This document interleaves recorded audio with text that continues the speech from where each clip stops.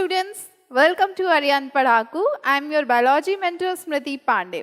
तो जैसे कि आपको पता है हम लोग टर्म 1 की प्रैक्टिस कर रहे हैं और टर्म 1 में आपके बायो का जो फर्स्ट चैप्टर है उसको हम लोग प्रैक्टिस कर चुके हैं. उसका नाम है sexual reproduction in flowering plant.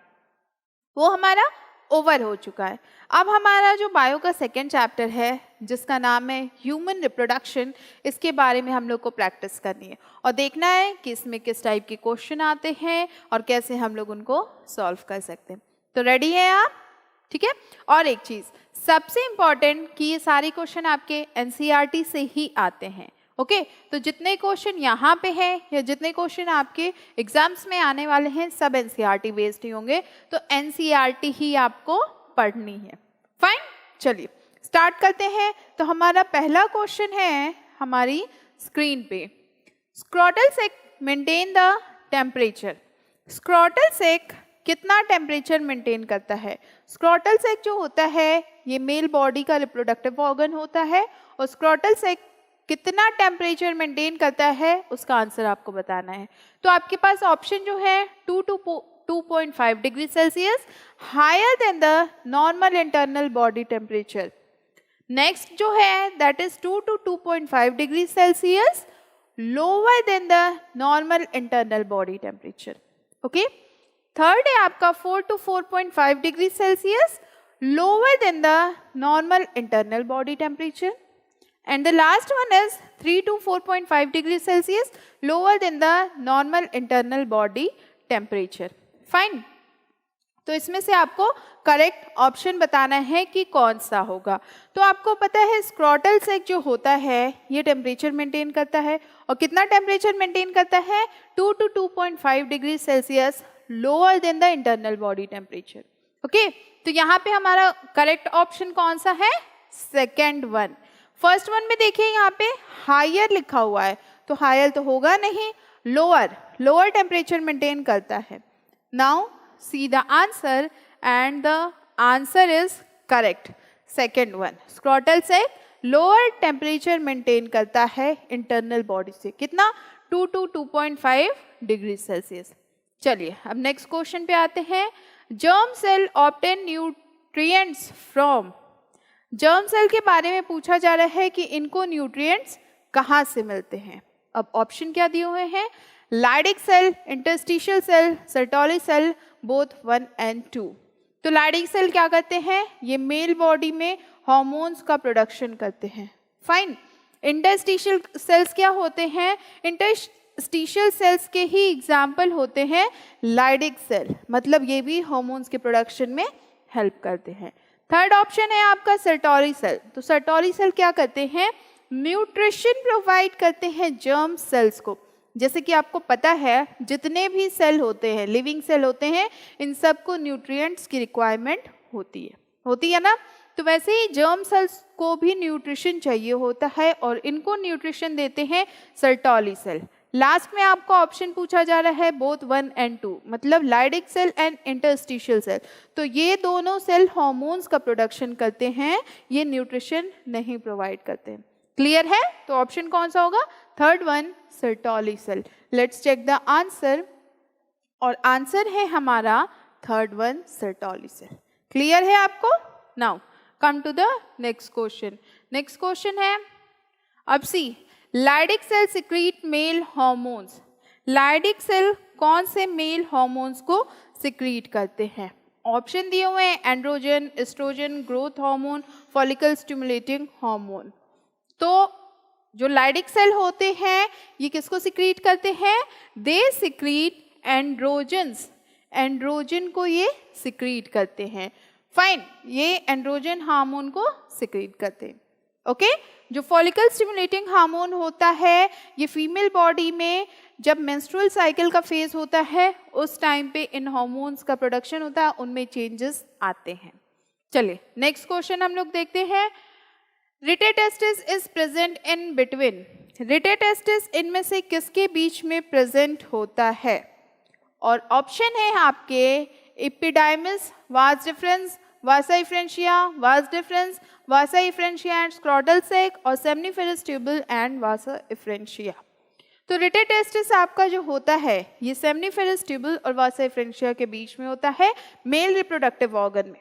Okay, रिटेटेस्टिस male reproductive organ का पार्ट होता है और ये आपका सेमनीफेरस ट्यूबल और वासा एफरेंशिया के बीच में लाई करता है, इन बिटवीन दैट। क्लियर है, कोई कंफ्यूजन नहीं है?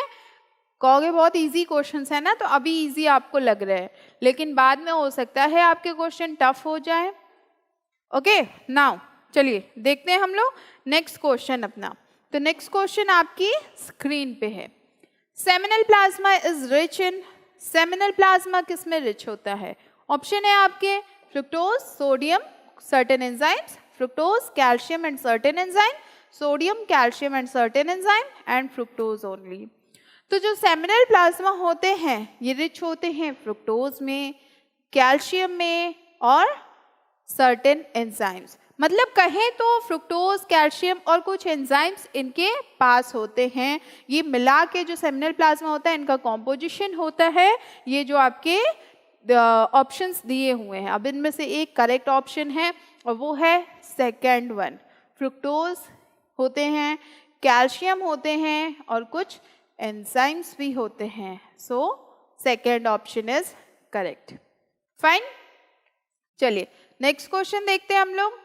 तो नेक्स्ट क्वेश्चन है आपका the part of stroma of ovary are, part of stroma of ovary पूछा जा रहा है और यहाँ पे देखिए आपके सामने 4 ऑप्शंस गिवन है, that is cortex and medulla, tunica, albuginea and vaginalis, fallopian tube and vagina, uterus and vagina। और एक और चीज़ देखिए, यहाँ पे आपको डायग्राम भी दिया है। ये डायग्राम सिर्फ आपको यहाँ हेल्प के लिए दिया गया है, एग्जाम में आपको ये डायग्राम नहीं मिलने वाला है। एग्जाम में आपको अपने हिसाब से सोच के दिमाग लगा के ही आंसर करना है। तो चलिए हम लोग देख लेते हैं क्या पूछा जा रहा है। The part of stroma of ovary are, यहाँ पे देखिए डायग्राम है, तो अगर इनके पार्ट की बात करें तो यहाँ पे मेड्यूला है, हाइलम है, उसके बाद कॉर्टेक्स है और यहाँ पे क्यूबोडियल एपिथेलियम है। तो ये 4 पार्ट्स दिए हुए हैं। अब कौन सा पार्ट करेक्ट मैच कर रहा है? तो आपका करेक्ट मैच कर रहा है कॉर्टेक्स एंड मेड्यूला। फाइन, चलिए आंसर चेक कर लेते हैं। तो आंसर है हमारा कॉर्टेक्स एंड मेड्यूला और ये सही आंसर है। क्लियर है, कोई कंफ्यूजन नहीं है?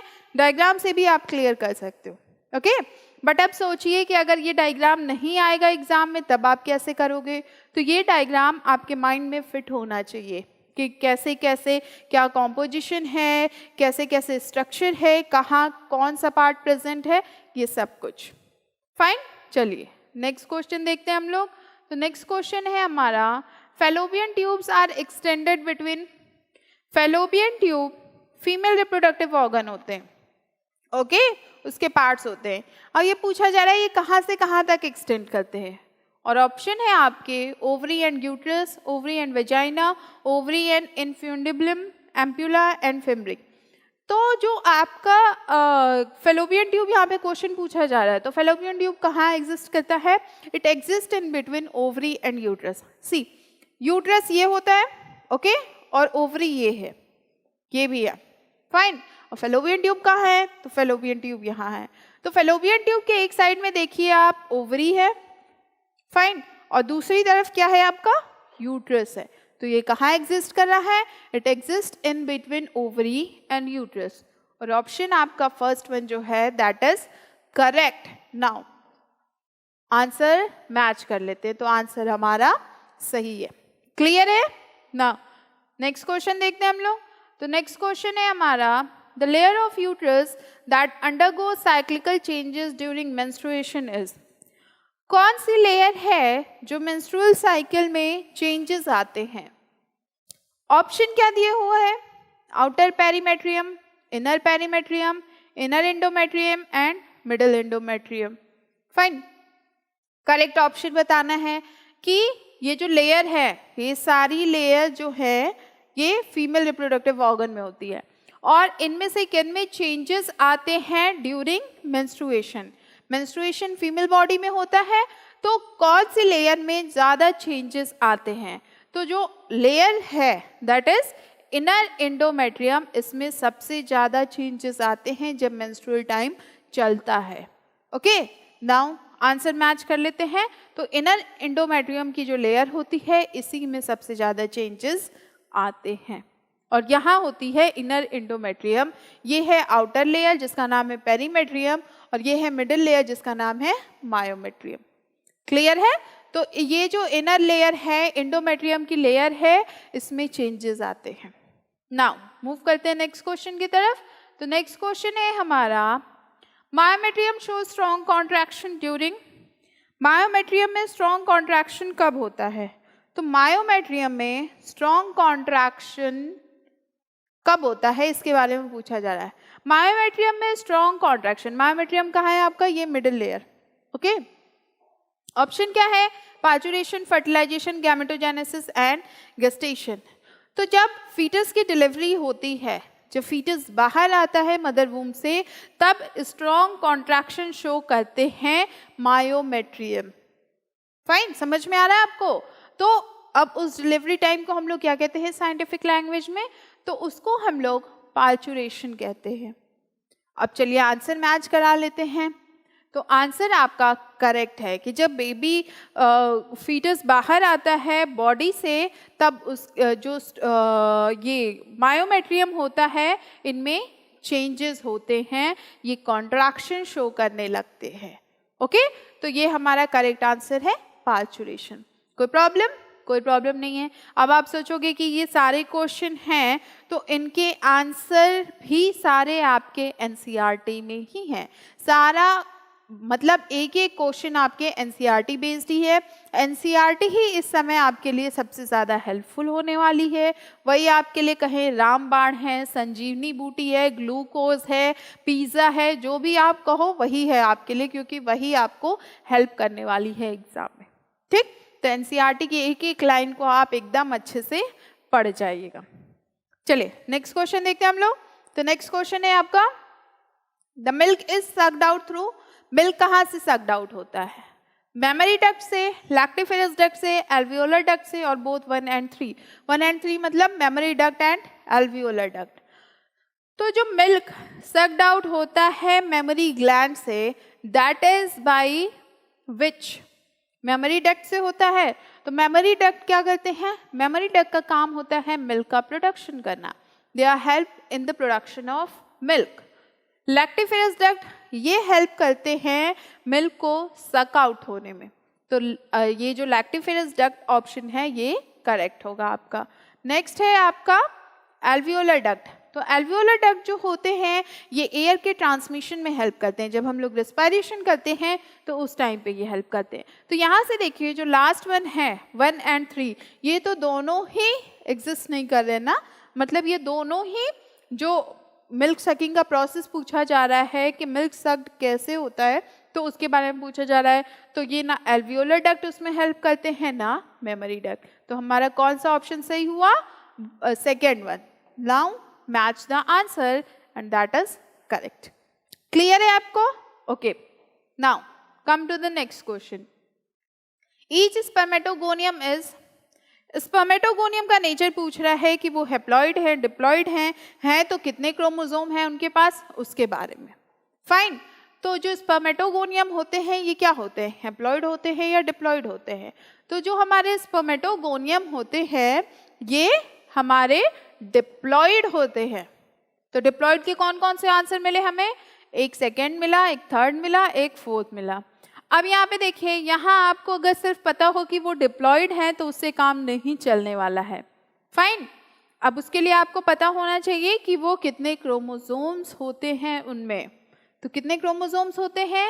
क्या 44 क्रोमोसोम्स होते हैं या 46 क्रोमोसोम होते हैं या 40 क्रोमोसोम्स होते हैं? तो जो स्पर्मेटोगोनियम होते हैं इनमें 46 क्रोमोसोम होते हैं और ये डिप्लॉइड नेचर के होते हैं। इट मीन्स कि हमारा थर्ड ऑप्शन करेक्ट है। फाइन, चलिए आंसर चेक करा लेते हैं। तो आंसर है हमारा third one, diploid with 46 chromosome. Okay, तो ऐसे स्पर्मेटोगोनियम का पूछा है, ऐसे ओगोनिया का भी पूछ सकता है, ऐसे जाइगोट का भी पूछ सकता है, किसी भी चीज का पूछ सकता है कि वो हैप्लॉइड है कि डिप्लॉइड है, कितने क्रोमोसोम्स हैं। Clear? Now come to the next question. Semen is the secretion of, semen जो होते हैं इनमें सिक्रीशन होता है किसका? और आपके पास 4 ऑप्शंस हैं and that is epididymis, vas deferens and seminal vessels. Epididymis, vas deferens and prostate glands. Epididymis, vas deferens only. Last one क्या दिया आपका? Seminiferous tubule, epididymis, vas deferens, seminal vessels and prostate gland. अब इस question को आप कैसे करोगे?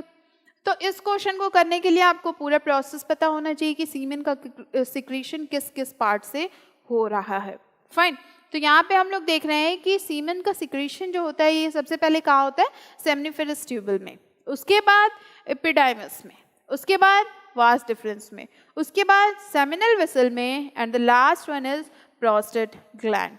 तो ये आंसर आपका मैच कर रहा है. अगर आपको 2-3 नाम पता हो, ये पूरा प्रोसेस ना पता हो तो आप इनमें से कोई भी आंसर सेलेक्ट कर लोगे. बट अगर आपको पूरा प्रोसेस पता है कि कैसे प्रोसेस हो रहा है, सिक्रीशन कहाँ से कहाँ तक हो रहा है, तो आप करेक्ट ऑप्शन पे जाओगे. तो करेक्ट ऑप्शन है आपका 4th वन. चलिए आंसर मैच करा ले तो आंसर हमारा बिल्कुल भी सही है.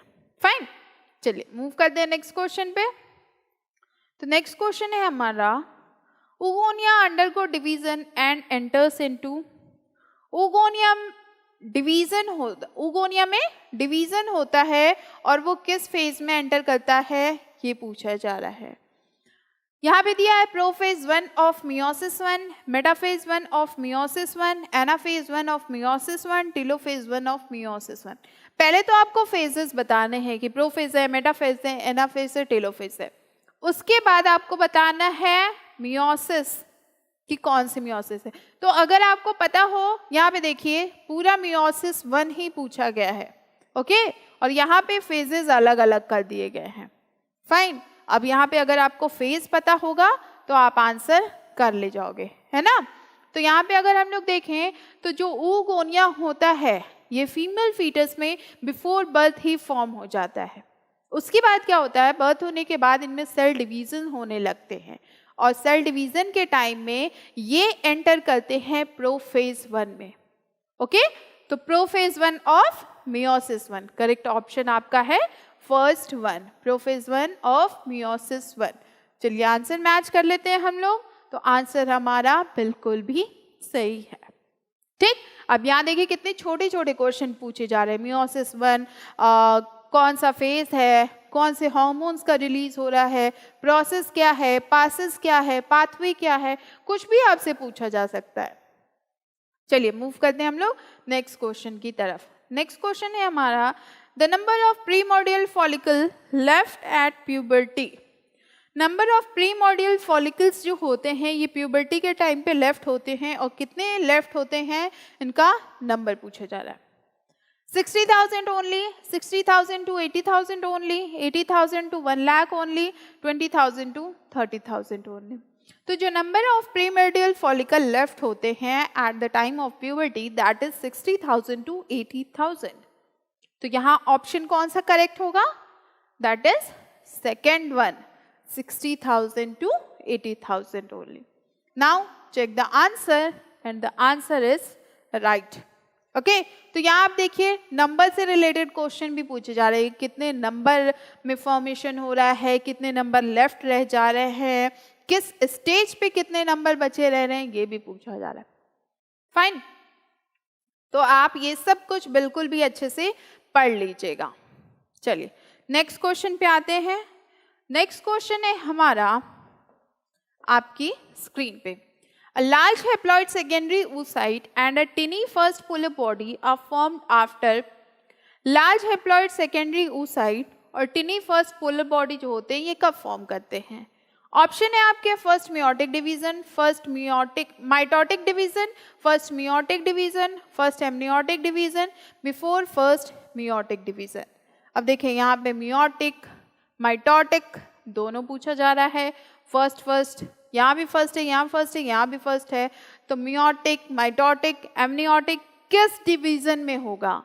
तो जो आपके लार्ज हैप्लॉइड सेकेंडरी oocyte होते हैं और टिनी पोलर बॉडीज जो होती हैं ये कब फॉर्म होते हैं?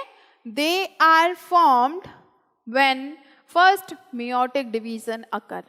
तो यहाँ आपका ऑप्शन करेक्ट होगा। जब फर्स्ट मेयोटिक डिवीजन होता है तो ही लार्ज हेप्लॉइड सेकेंडरी oocyte का फॉर्मेशन होता है और टिनी छोटी छोटी पोलर बॉडीज का भी फॉर्मेशन होता है।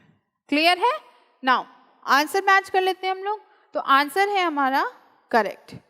फाइन, चलिए नेक्स्ट क्वेश्चन देखते हैं हम लोग। तो नेक्स्ट क्वेश्चन है हमारा menstrual cycle includes. Menstrual cycle क्या इंक्लूड होती है? अब यहाँ पे देखिए कई सारे फेजेस दिए हुए हैं। सबसे पहले क्या दिया हुआ है?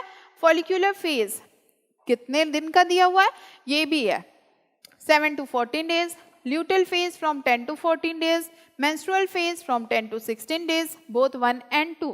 1 and 2 का मतलब फॉलिक्यूलर फेज और ल्यूटेल फेज। अब सोचिए जरा, यहाँ पे अगर आपने फेजेस सिर्फ पढ़ रखे हैं तो फेजेस पढ़ रखे हैं तो क्या फेजेस सारे हेल्पफुल होंगे?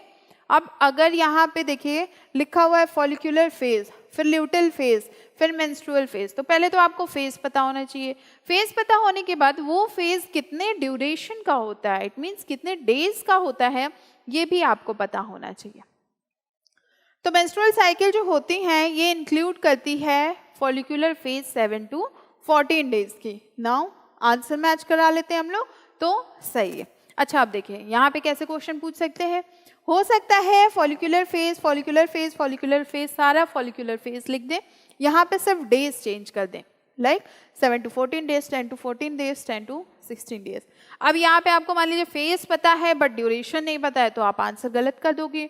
इसीलिए कह रहे हैं आप ड्यूरेशन भी पढ़ लो और आप डेज भी पढ़ लो। ठीक है बच्चों, तो ये एकदम अच्छे से पढ़ लीजिएगा कौन से कितने डेज का फेज होता है और कितने टाइम तक होता है और कौन कौन से फेजेस होते हैं। Come to the next.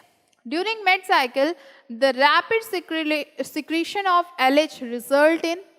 Mid cycle में रैपिड सिक्रीशन होता है LH का। LH मतलब ल्यूटिनाइजिंग हार्मोन। इसका रिजल्ट क्या होता है? ऑप्शन है आपके ovulation, development of oogonia, development of secondary oocyte and tertiary follicle, formation of polar body. तो मिड साइकिल में जब रैपिड सिक्रीशन होता है ल्यूटिनाइजिंग हार्मोन्स का तो उस टाइम पे ओवल्यूशन होता है। क्या होता है? ओवल्यूशन। तो करेक्ट आंसर है हमारा ओवल्यूशन। नाउ मैच कर लेते हैं, सी करेक्ट है। सी, अब क्वेश्चन देखिए, क्वेश्चन पूछने का तरीका, क्योंकि यहाँ पे हार्मोन से क्वेश्चन पूछ लिया है डायरेक्ट कि अगर ये हार्मोन का सिक्रीशन हो रहा है तो फेज कौन सा चल रहा है। फाइन, तो यहाँ पे मिड साइकिल में रैपिड सिक्रीशन हो रहा है अगर ल्यूटिनाइजिंग हार्मोन्स का, तो उसका मतलब होता है ओवल्यूशन का टाइम है। क्लियर है? चलिए नेक्स्ट क्वेश्चन पे हम लोग आते हैं। तो नेक्स्ट क्वेश्चन है हमारा आपकी स्क्रीन पे है और क्वेश्चन है आपका the sperm induce changes in the zona pellucida to block the entry of. Sperm जो होता है ये जब ओवम में एंटर कर जाता है तो ओवम में एंटर करने के बाद ये जोना पेल्यूसिडा की लेयर को ब्लॉक कर देता है। अब ब्लॉक क्यों करता है? ब्लॉक इसलिए करता है ताकि इसमें बहुत सारे स्पर्म्स की एंट्री ना हो, क्योंकि एक टाइम पे मिलियन ऑफ स्पर्म्स रिलीज होते हैं। अब मिलियन ऑफ स्पर्म्स, इतने ओवम तो होते नहीं कि फर्टिलाइज हो सके, सिर्फ एक स्पर्म ही फर्टिलाइज होता है। तो जब एक स्पर्म ओवम के पास एंटर कर जाता है तो वो क्या करता है, जो जोना पेल्यूसिडा की लेयर होती है उसको ब्लॉक कर देता है ताकि जो अदर स्पर्म्स हैं, मिनी स्पर्म्स हैं, उनकी एंट्री रुक जाए। मतलब ये गेट बंद कर देते हैं, ब्लॉक कर देते हैं। तो करेक्ट आंसर है आपका मैनी स्पर्म्स। एक स्पर्म की एंट्री को रोक के ही करेंगे क्या? दूसरी बात, एक्रोसोम ऑफ स्पर्म ओनली। तो जो एक्रोसोम होगा सिर्फ उसको नहीं ये रोकते हैं, जो स्पर्म्स होते हैं बहुत सारे उसकी पूरी एंट्री को ही ब्लॉक कर देते हैं। ओके, चलिए नेक्स्ट देखते हैं हम लोग। Next question, the secretion of which part of sperm help to enter the ovum. अब देखिए यहाँ पे पूछा जा रहा है कि अगर सिक्रीशन हो रहा है स्पर्म का तो वो ओवम में किस पार्ट से एंटर करेगा। तो स्पर्म का स्ट्रक्चर इसके लिए आपको पता होना चाहिए। स्पर्म का स्ट्रक्चर कैसा होता है? ऐसे कुछ होता है। फाइन, बनाते हैं हम लोग और देखते हैं। और यहाँ पे टेल होती है। ये हेड होता है, ये नेक होता है, ये मिडिल पीस होता है और ये टेल होती है। ये हेड है, ये नेक है, ये मिडिल पीस है और ये टेल है। ऑप्शन क्या दिए हैं आपके? Middle piece, tail, acrosome and neck. अब एक्रोसोम क्या होता है? मिडिल पीस तो समझ में आया, ये मिडिल पीस है, टेल ये है, एक्रोसोम और नेक ये है। तो एक्रोसोम जो होता है ये स्पर्म में इसके हेड पे होता है और इसी की वजह से ये ओवम में एंटर कर पाते हैं। समझ रहे हैं आप कि जो हेड होता है स्पर्म का, इसके पास एक्रोसोम होते हैं और एक्रोसोम की हेल्प से ही ये ओवम में एंटर कर पाते हैं। चलिए आंसर चेक कर ले हम लोग। तो आंसर है हमारा करेक्ट एक्रोसोम। अब सोचिए, यहाँ पे हो सकता है हेड भी लिखा हो या यहाँ पे हो सकता है कि इन सब के सिर्फ हार्मोन्स के नाम लिखे हों। फाइन, तो कुछ भी पूछ सकता है आपसे कि कौन सा पार्ट है जो एंटर करता है, ये कौन सा हार्मोन है जो रिलीज होता है तो स्पर्म ओवम में एंटर कर पाता है या फ्यूज हो पाता है। चलिए नेक्स्ट क्वेश्चन देखते हैं हम लोग। तो नेक्स्ट क्वेश्चन है आपका, embryo with 8 to 16 ब्लास्टोमस are. Embryo अगर 8 to 16 ब्लास्टोमस का है तो उसे क्या कहेंगे? मोरुला, ब्लास्टुला, अर्ली गैस्ट्रुला और लेट गैस्ट्रुला। ऑप्शन क्या? ऑप्शन तो ये दिए हैं आपके। अब आपको समझ में आ रहा है?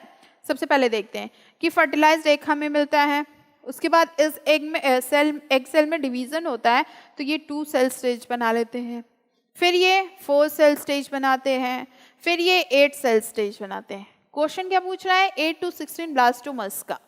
अब 8 to 16 अगर ब्लास्टोमस हैं तो 8 to 16 यहाँ तो 8 सेल्स का फॉर्मेशन हो गया। अब यहाँ पे क्या होगा? 8 to 16 सेल्स का फॉर्मेशन होगा और इसको हम लोग क्या कहते हैं? मोरुला। मोरुला के बाद ब्लास्टुला का फॉर्मेशन होता है और यहाँ पे 100 सेल्स रहते हैं। उसके बाद नंबर ऑफ सेल्स बढ़ते जाते हैं, बढ़ते जाते हैं।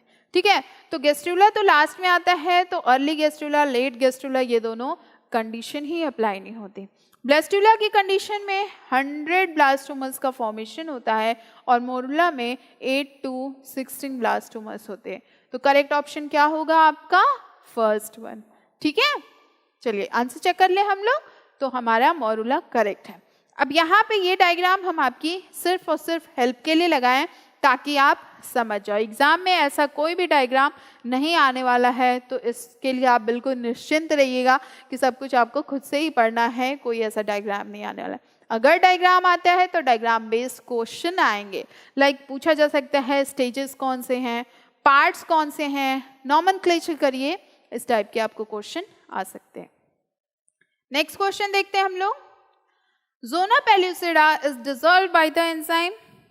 ज़ोना पेल्यूसिडा की लेयर किस एंजाइम से डिसॉल्व होती है? ऑप्शन है साइटोलाइसिन, कार्बोक्सिलेज, एक्रोसिन एंड हाइल्रोनिडेज। तो यहाँ पे जो एक्रोसोम होते हैं वो एक्रोसिन एंजाइम रिलीज करते हैं और ये एक्रोसिन एंजाइम जो होते हैं ये ज़ोना पेल्यूसिडा के लेयर को डिसॉल्व करने में हेल्प करते हैं। ठीक है, तो इससे तो आप बिल्कुल भी आसानी से पता कर लोगे कि एक्रोसोम है तो कौन सी एंजाइम रिलीज कर रहा है, क्योंकि जो हेड पार्ट होता है उसके पास एक्रोसोम होते हैं और एक्रोसोम एक्रोसिन एंजाइम रिलीज करते हैं। तो थर्ड वन ऑप्शन आपका करेक्ट है। चलिए नेक्स्ट क्वेश्चन देखें हम लोग। तो ये आपका ऑप्शन करेक्ट है। क्लियर है, कोई कंफ्यूजन नहीं है? Now come to the next. Trilaminar embryonic disc consist of. Trilaminar embryonic disc है तो वो क्या कंसिस्ट करते हैं? अब देखिए यहाँ पे आपको बहुत ऑप्शन दिए हुए हैं कंफ्यूज करने वाले। पहले दिया है आपका एक्टो, एंडो एंड मेसोडर्म, दूसरा दिया आपका एक्टो, एंडो एंड हाइपोब्लास्ट, तीसरा दिया है आपका epiblast, hypoblast and mesoblast, and the last one is ectoderm, mesoblast and endoderm. अब हम लोग जरा डायग्राम पे फोकस कर लेते हैं। तो डायग्राम में फर्स्ट इमेज देखिए आपकी है बाइलैमिनर एम्ब्रियोनिक डिस्क की। ओके, इसके पास क्या है? इसके पास है एपिब्लास्ट और दूसरा हाइपोब्लास्ट। तो यहाँ एपिब्लास्ट, हाइपोब्लास्ट, मेसोब्लास्ट लिखा है तो ये तो होगा नहीं ऑप्शन थर्ड। फाइन, नेक्स्ट हमारा एक्टो, एंडो एंड हाइपोब्लास्ट है। तो हाइपोब्लास्ट भी हमारे बाइलैमिनर एम्ब्रियोनिक डिस्क में है। यहाँ पे देखिए, तो ये ऑप्शन भी हमें नहीं लग रहा है होगा। नाउ दूसरे डायग्राम पे हम लोग देखते हैं ट्राइलैमिनर एम्ब्रियोनिक डिस्क। अब इसके पास क्या क्या है, इसके पास है एक्टोडर्म, मेसोडर्म, एंडोडर्म। तो हम लोग के पास ऑप्शन है क्या, एक्टोडर्म, एंडोडर्म एंड मेसोडर्म का हमारे पास करेक्ट ऑप्शन है। और पूछा भी जा रहा है ट्राइलैमिनर एम्ब्रियोनिक डिस्क के बारे में, और ये पूरा डायग्राम ट्राइलैमिनर एम्ब्रियोनिक डिस्क का है, ठीक है। तो इसके बारे में आपको बताना था। तो करेक्ट ऑप्शन आपका कौन सा हो गया, ecto, endo and mesoderm. Now check the answer and the answer is correct. Clear है। तो ऐसे आपको लेयर्स पता होनी चाहिए कि कौन कौन सी लेयर होती हैं, किस फेज का पूछ रहा है ये भी पता होना चाहिए। नेक्स्ट क्वेश्चन देखते हैं हम लोग। The fluid that act as a shock absorber and prevents the embryo from desiccation is.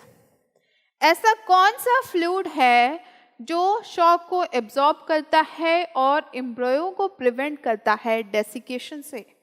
Okay, option क्या है आपके, pleural fluid, cerebral fluid, amniotic fluid, chronic fluid.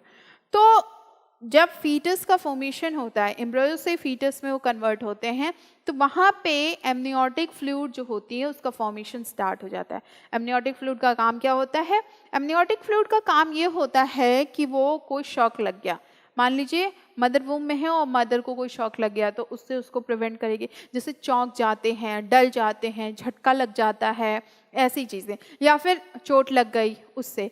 तो कोई भी अगर शॉक लग रहा है, ओके, तो ये शॉक को एब्जॉर्ब कर लेते हैं, मतलब फीटस तक उसका इफेक्ट नहीं पहुंचने देते हैं। दूसरा, एम्ब्रियो फ्रॉम डेसिकेशन, डेसिकेशन से भी उनको प्रिवेंट करते हैं। फाइन, तो इससे जो फीटस रहता है वो सेफ रहते हैं और हेल्दी रहते हैं। तो एमनियोटिक फ्लूइड जो होते हैं ये बहुत हेल्पफुल होते हैं जब फीटस का ग्रोथ होता है, जैसे जैसे स्टेजेस क्रॉस करते हैं वो। तो हमारा करेक्ट ऑप्शन है एमनियोटिक फ्लूइड। क्लियर है, कोई प्रॉब्लम? कोई प्रॉब्लम नहीं है, इजी है ना। चलिए नेक्स्ट क्वेश्चन देखते हैं हम लोग। तो नेक्स्ट क्वेश्चन है हमारा, during pregnancy the level of these hormones increase many times. Pregnancy के टाइम पे ये जो हॉर्मोन्स का लेवल दिया हुआ है ये बहुत ज़्यादा इंक्रीज कर जाते हैं। कौन से हॉर्मोन्स हैं जो इंक्रीज कर जाते हैं इतना, उसके बारे में पूछा जा रहा है। ओके, ऑप्शन क्या है आपके, पहला ऑप्शन देखिए दिया है एस्ट्रोजन, दूसरा क्या दिया है उसी सीक्वेंस में प्रोजेस्टोजेंस, थर्ड है कॉर्टिसोल ओनली। सेकेंड ऑप्शन जो है आपका that is oestrogen, progestogens, cortisol, prolactin only. Third है आपका oestrogen, progestogens, cortisol, prolactin and thyroxine only. Last है आपका एस्ट्रोजन एंड प्रोजेस्टोजेंस ओनली। अब देखिए, जब प्रेगनेंसी का टाइम होता है तो उस टाइम पे जो मदर बॉडी होती है और जो फीटस की बॉडी होती है, इन दोनों को हार्मोन्स चाहिए होता है ग्रोथ के लिए, डेवलपमेंट के लिए। क्योंकि as a normal person women को भी हार्मोन्स चाहिए, और फीटस का तो ग्रोथ ही हो रहा है, डेवलपमेंट ही हो रहा है, तो उसको भी हार्मोन्स चाहिए। तो दोनों को हार्मोन्स कौन प्रोवाइड करते हैं, जो मदर बॉडी होती है वही प्रोवाइड करती है। अब मदर बॉडी में उस समय क्या होता है कि हार्मोन्स का लेवल बहुत ज़्यादा बढ़ जाता है। फाइन, बहुत ज़्यादा बढ़ जाता है, और कौन कौन से हार्मोन्स हैं हमें उसके बारे में बताना है। तो ये जो हार्मोन्स हैं हमारे oestrogen, progestogens, cortisol, prolactin and thyroxine, ये सारे हार्मोन्स जो हैं 1 2 3 4 5 इनका लेवल बहुत बढ़ जाता है, मतलब मैनी टाइम्स, थोड़ा बहुत नहीं बहुत ज़्यादा बढ़ जाता है। फाइन, तो करेक्ट ऑप्शन है हमारा थर्ड वन। चलिए मूव करते हैं नेक्स्ट क्वेश्चन पे। तो नेक्स्ट क्वेश्चन है आपका, by the end of first trimester the major organ system formed are. First trimester के टाइम पे जो मेजर ऑर्गन सिस्टम होते हैं ये फॉर्म्ड होते हैं। फर्स्ट ट्राइमेस्टर मीन्स क्या होता है, प्रेगनेंसी में 9 मंथ्स होते हैं। अब ये 9 मंथ्स को 3 ट्राइमेस्टर्स में डिवाइड किया गया है। जो स्टार्टिंग के 3 मंथ्स होते हैं दैट इज 1 2 3, ओके। तो ये जो 1 2 3 होता है इसका नाम होता है फर्स्ट ट्राइमेस्टर। जो 4 to 6 होता है इसका नाम होता है सेकेंड ट्राइमेस्टर, और जो 7 to 9 होता है इसका नाम होता है थर्ड ट्राइमेस्टर। तो 1, 2, 3 1 month, second month and third month, ये हो गया आपका फर्स्ट ट्राइमेस्टर में। और इसके बारे में पूछा जा रहा है कि इसमें कौन से ऑर्गन सिस्टम का फॉर्मेशन हुआ होता है। तो फीटल एम्ब्रियो का फॉर्मेशन होता है, मतलब पहले तो इसमें फर्टिलाइजेशन होता है, 2 एग सेल्स का फर्टिलाइजेशन होता है, मतलब एक एग सेल होती है और एक स्पर्म होता है, ओवम और स्पर्म का फर्टिलाइजेशन होता है। तो यहाँ हमारा जाइगोट बनने लगता है। अब जाइगोट के बाद उसमें सेल डिवीजन बढ़ने लगता है, तो second week, third week, fourth week, fifth week, ऐसे ऐसे उनका डेवलपमेंट बढ़ने लगता है। अब नाउ देखिए यहाँ पे जो फर्स्ट वीक है, फर्स्ट वीक में 2 सेल्स का आपस में फर्टिलाइजेशन हो गया है, फिर सेकेंड वीक में इनमें सेल डिवीजन स्टार्ट हो गया है, थर्ड वीक में देखिए यहाँ पे एम्ब्रियो का हार्ट बन गया है, ओके। फोर्थ वीक में आईज, हार्ट एंड लिम्स का फॉर्मेशन हो गया है, फिफ्थ वीक में आईज, हार्ट एंड लिम्स का फॉर्मेशन हो गया, सिक्स वीक में जो टिथ हैं, ईयर्स हैं, इनका फॉर्मेशन हो गया, मतलब जो टिथ के ऊपर का पोर्शन होता है उसका डेवलपमेंट होता है। उसके बाद एक्सटर्नल जेनेटिलिया का फॉर्मेशन होता है, और एक्सटर्नल जेनेटिलिया मतलब जेनाइटल ऑर्गन्स का फॉर्मेशन होता है। तो यहाँ पे ऑप्शन दिया है limbs and external genital organs, limbs only, external genital organs only, heart and limbs only. तो फर्स्ट ट्राइमेस्टर के एंड में, फर्स्ट ट्राइमेस्टर के एंड तक लिम्स और एक्सटर्नल जेनाइटल ऑर्गन्स का डेवलपमेंट हो गया रहता है। दूसरा ऑप्शन पूछा जा रहा है लिम्स, तो जब जेनाइटल ऑर्गन का भी डेवलपमेंट हो गया रहता है और जेनाइटल ऑर्गन हमें ऑप्शन में भी दिया हुआ है, तो हम क्यों लिम्स सेलेक्ट करेंगे? नहीं करेंगे ना। नाउ एक्सटर्नल जेनाइटल ऑर्गन के साथ भी वही कंडीशन है कि जब यहाँ पे लिम्स का भी फॉर्मेशन हुआ है और सिर्फ एक्सटर्नल जेनाइटल ऑर्गन्स की कंडीशन दी हुई है, तो हम क्यों इसे सेलेक्ट करेंगे। थर्ड है हार्ट एंड लिम, तो हार्ट का भी फॉर्मेशन हुआ है, लिम्स का भी फॉर्मेशन हुआ है, बट ओवरऑल देखें तो कौन सा करेक्ट आंसर है, क्योंकि पूरा फर्स्ट ट्राइमेस्टर पूछा जा रहा है।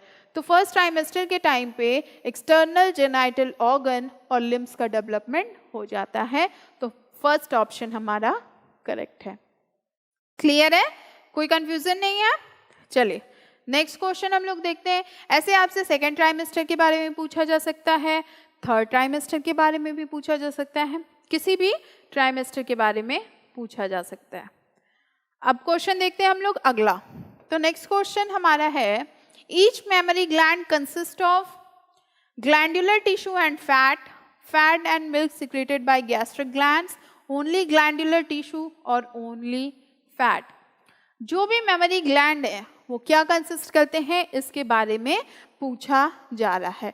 तो जो मेमोरी ग्लैंड होते हैं ये कंसिस्ट करते हैं ग्लैंडुलर टिश्यूज एंड फैट को, ओके। तो हमारा करेक्ट ऑप्शन कौन सा होगा, फर्स्ट वन।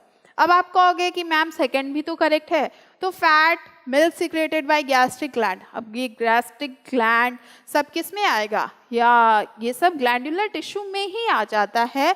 तो हमारा जो करेक्ट आंसर है that is glandular tissue and fat. चलिए आंसर देख लेते हैं हम लोग, तो ये आंसर करेक्ट है ना। ठीक है, ऐसे कंफ्यूज करने वाले क्वेश्चन बहुत आते हैं, क्योंकि एग्जामिनर आपको बहुत कंफ्यूज करता है बहुत, बट आपको डटे रहना है, खड़े रहना है कि नहीं मुझे सही आंसर ही सिलेक्ट करना है, मैं गलत आंसर की तरफ नहीं जाने वाला या जाने वाली। नेक्स्ट क्वेश्चन है आपका, menstruation is caused by, menstruation किसकी वजह से होता है, इंक्रीज इन FSH लेवल मतलब फॉलिकल स्टिमुलेटिंग हार्मोन लेवल, दूसरा दिया आपका फॉल इन ऑक्सीटोसिन लेवल, तीसरा दिया आपका फॉल इन प्रोजेस्टेरोन लेवल, और लास्ट वन है increase in oestrogen level, okay. तो करेक्ट आंसर आपको बताना है इस क्वेश्चन का। तो यहाँ पे क्या होता है कि जब मेंस्ट्रुएशन की कंडीशन आती है तो उसमें जो लेवल ऑफ प्रोजेस्टेरोन हार्मोन होते हैं ये डिक्रीज कर जाते हैं, दैट डिक्रीजेस, प्रोजेस्टेरोन हार्मोन का जो लेवल होता है वो डिक्रीज कर जाता है after the regression of corpus luteum, जब कॉर्पस ल्यूटम का रिग्रेशन होता है उसके बाद। और ये क्या कॉज करते हैं, it causes the uterus to shed in lining and egg in a process जिसे हम लोग कहते हैं मेंस्ट्रुएशन। तो यहाँ पे हमारा ऑप्शन क्या होगा, फॉल इन प्रोजेस्टेरोन लेवल। चलिए आंसर चेक कर लेते हैं हम लोग। तो ये है हमारा करेक्ट आंसर थर्ड वन। ठीक है, नाउ मूव करें नेक्स्ट क्वेश्चन की तरफ। तो नेक्स्ट क्वेश्चन है हमारा, oogenesis is different for spermatogenesis in the following aspect। oogenesis अगर spermatogenesis से अलग है तो वो कैसे है?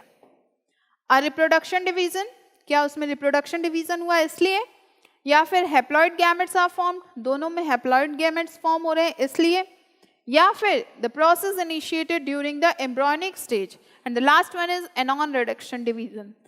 तो जब हम लोग oogenesis पढ़ रहे थे तो उस टाइम पे हम लोगों ने देखा था कि oogonia का जो फॉर्मेशन होता है ये फीमेल बॉडी में, मतलब कि जब फीमेल फीटस मदर वूम में रहते हैं तभी इनका पूरा फॉर्मेशन हो जाता है, उसके बाद इसमें सिर्फ डिवीजन होता है। स्पर्मेटोजेनेसिस की बात करें तो स्पर्मेटोजेनेसिस क्या होता है, प्यूबर्टी के टाइम पे होता है। फाइन, तो ये कैसे उससे डिफरेंट है? That is different because the process initiated during the embryonic stage. ये जो प्रोसेस होता है ये स्टार्ट होता है एम्ब्रियोनिक स्टेज में। क्लियर?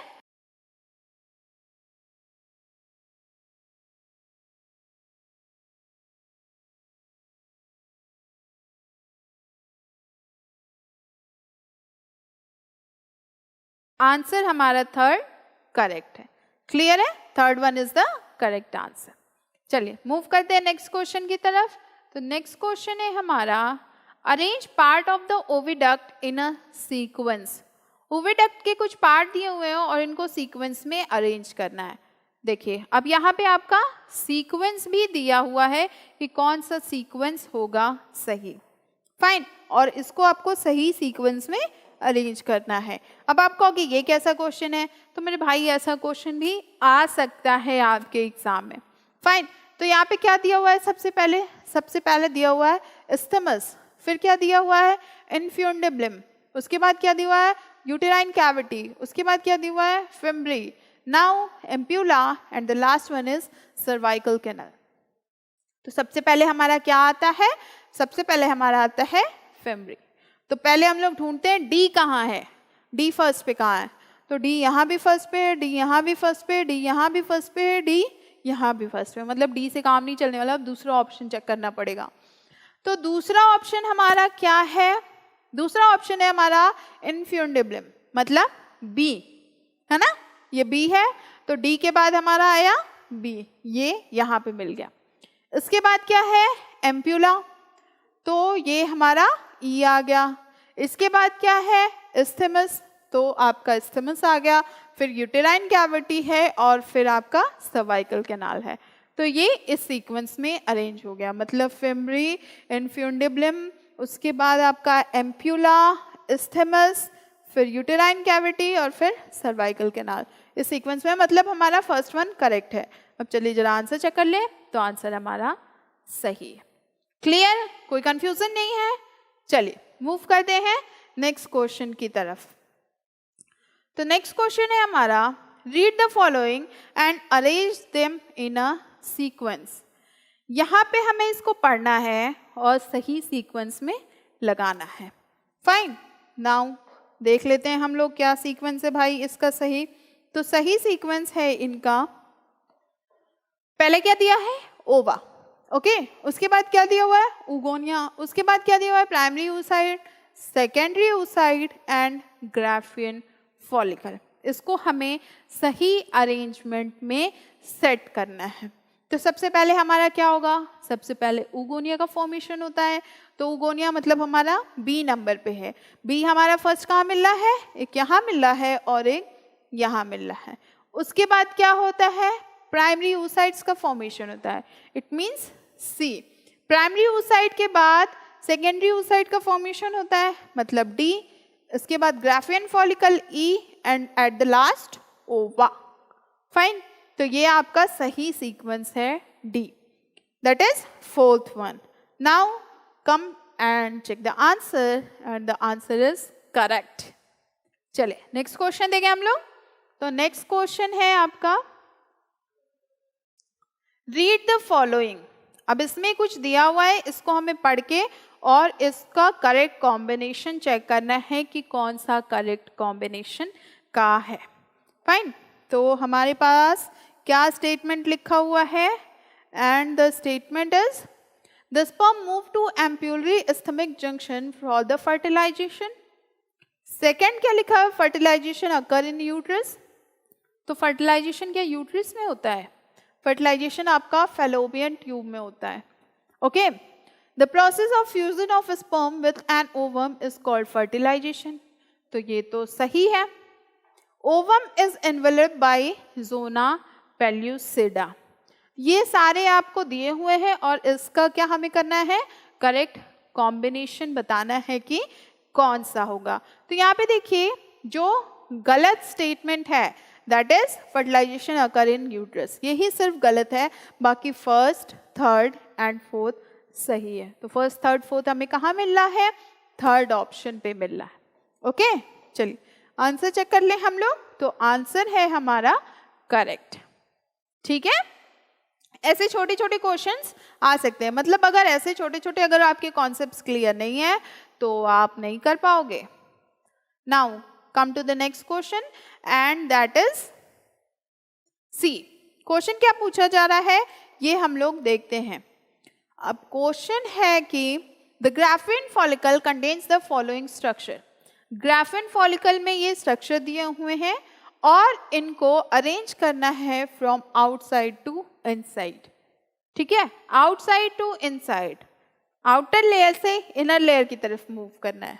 ऑप्शन क्या है, corona radiata, zona pellucida, antrum, discus, proligerus and membrana granulosa. इसको हमें अरेंज करना है. फाइन, तो यहाँ पे सबसे पहले हमारा क्या आएगा, हमारा सबसे पहले आएगा मेम्ब्रेना ग्रैन्युलोसा. ओके, सबसे बाहर क्या होता है, मेम्ब्रेना ग्रैन्युलोसा. तो अब हम लोग देखते हैं कि हमारे जो ऑप्शन है डी, ये हमें कहाँ मिल रहा है. तो ये हमें थर्ड पे मिल रहा है, फर्स्ट पे मिल रहा है, फोर्थ पे मिल रहा है. सेकेंड वन तो पूरा ही पूरा नहीं एग्जिस्ट कर रहा है. नेक्स्ट पे आते हैं हम लोग. नेक्स्ट क्या आता है आपका, तो नेक्स्ट आता है आपका एंट्रम. ओके, तो एंट्रम पे कौन सा नंबर है, ई. ई यहाँ पे आपको मिल गया. उसके बाद क्या आएगा आपका, डिस्कस, प्रोलिसरस, तो ये आपका बी पे है. फिर आपका क्या आएगा, कोरोना रेडिएटा और फिर जोना पेल्यूसिडा. तो ये पूरा सीक्वेंस है फ्रॉम आउटसाइड टू इनसाइड. तो इस हिसाब से हम देखें तो हमारा थर्ड ऑप्शन करेक्ट है. अब चलिए जरा हम लोग आंसर चेक कर लेते हैं. तो आंसर हमारा third one is correct. Fine, now come to the next question. Next question हम लोग देखते हैं. Read the statement. स्टेटमेंट पढ़ना है और इसका करेक्ट कॉम्बिनेशन बताना है हम लोगों को. ओके, अब स्टेटमेंट क्या है चलिए हम लोग पढ़ते हैं और उसके बारे में उसका आंसर ढूंढते हैं. पहला स्टेटमेंट क्या है, the portion of decidua where the placenta is to be formed is called decidua basalis. और दूसरा क्या है, the part of decidua that separate the embryo from the uterine lumen is called decidua parietalis. Fine, और उसके बाद क्या है, the part lining of the rest of the uterus cavity is called decidua parietalis. तो यहाँ पे पूछा जा रहा है इन सब का करेक्ट कॉम्बिनेशन बताना है कि करेक्ट कॉम्बिनेशन कौन सा है. फाइन, तो यहाँ पे आप देख रहे हैं जो करेक्ट कॉम्बिनेशन है that is first one and third one. अब कैसे, जो पोर्शन होता है डेसिडुआ का, जहाँ पे प्लेसेंटा जो होता है ये फॉर्म्ड होता है, इसको हम लोग कहते हैं डेसिडुआ बेसालिस. वही फिर नेक्स्ट क्वेश्चन पूछा, नेक्स्ट स्टेटमेंट है the part of decidua that separate the embryo from the uterine lumen is called decidua parietalis. तो ये नहीं होता है. The part lining the rest of the uterus cavity is called decidua paritalis. तो इस हिसाब से हम लोग देखें तो हमारा फर्स्ट एंड थर्ड सही है और हमारा ऑप्शन ए सही है. Now check the answer and that is correct. ठीक है, चलिए मूव करें हम लोग नेक्स्ट क्वेश्चन की तरफ.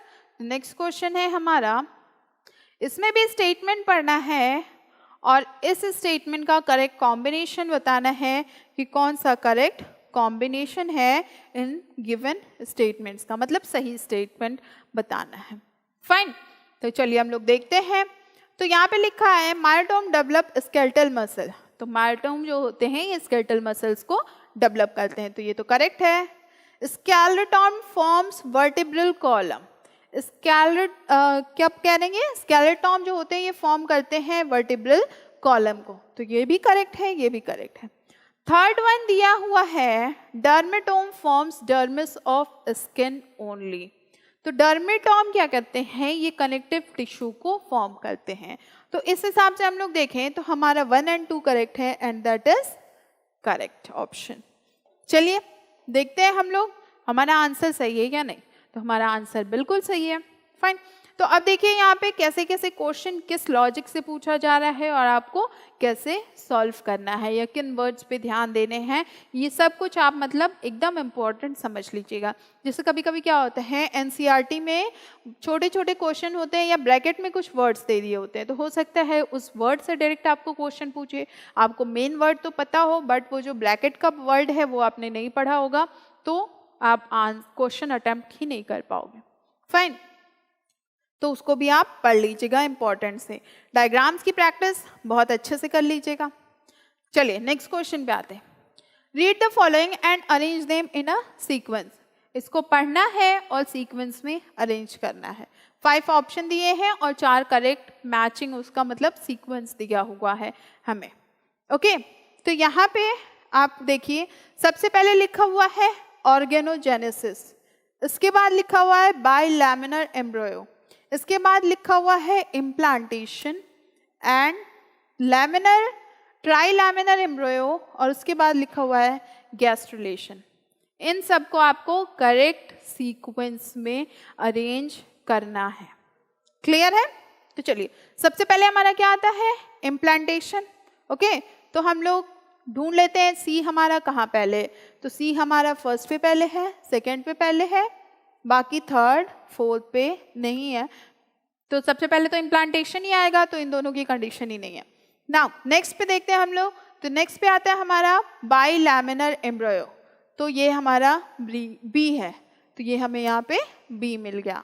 ओके, नाउ उसके बाद क्या है, गैस्ट्रुलेशन आता है, तो ये आपका ई है।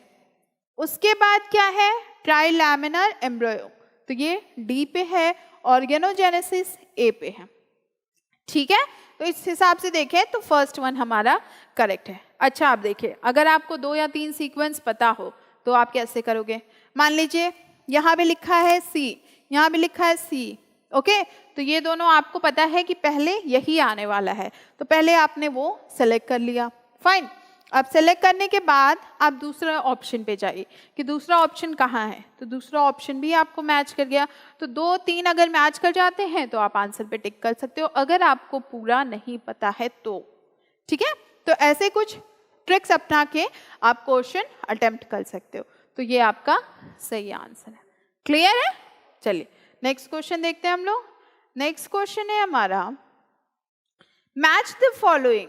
इसमें मैच करवाना है और हमें सही मैचिंग बतानी है कि कौन सी सही मैचिंग है। यहीं पे इसका ऑप्शन भी दिया हुआ है। ठीक है, अब आप देखिए क्वेश्चन आपकी स्क्रीन पे है जो करेक्ट मैचिंग बतानी है। नाउ सबसे पहले क्या दिया हुआ है, फर्टिलाइजेशन, उसके बाद क्या दिया हुआ है, ब्लास्टोसिस्ट, उसके बाद मोरुला, उसके बाद इनर ग्रुप ऑफ सेल, उसके बाद दिया हुआ है आउटर सेल्स। तो जो हमारा फर्टिलाइजेशन होता है ये कहाँ होता है, इसमें बताना है। यहाँ पे देखिए inner mass of cell 8 to 16 blastomere, isthmus, ampullary junction, implantation and trophoblast.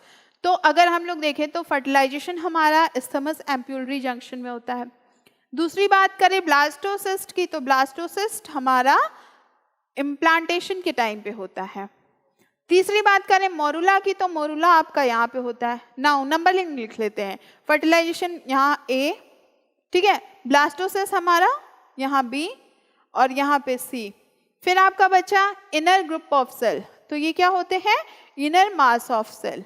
उसके बाद क्या है आउटर सेल, तो ये बचता है हमारा ट्रोपोब्लास्ट, तो ये यहाँ पे हो जाएगा। अब हम लोग करेक्ट मैचिंग ढूंढ लेते हैं कम। तो फर्टिलाइजेशन का क्या है, थर्ड वन, थर्ड हमें यहाँ मिल रहा है और यहाँ मिल रहा है।